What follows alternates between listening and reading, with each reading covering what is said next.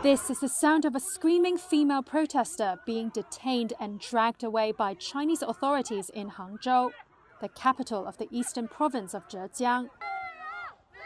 The arrest followed COVID curb protests, which rocked the country over the weekend.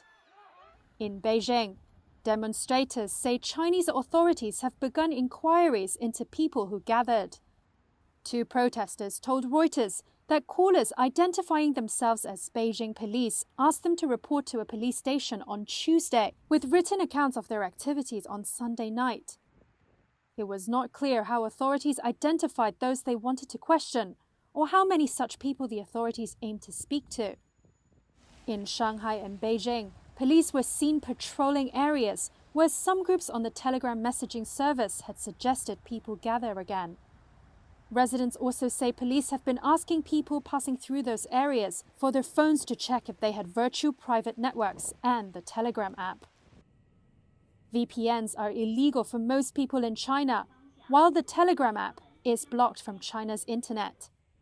Some have turned to dating app messaging services in the hope of evading censorship and less police scrutiny.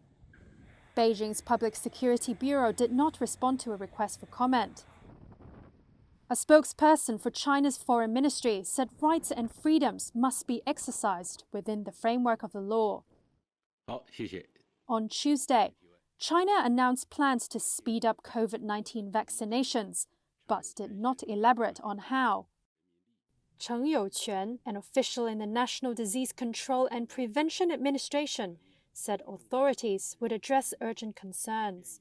The problems reflected by the public are not mainly aimed at the prevention and control of the epidemic itself, but focused on the simplification, overzealous implementation, and one-size-fits-all aspects of the prevention and control measures.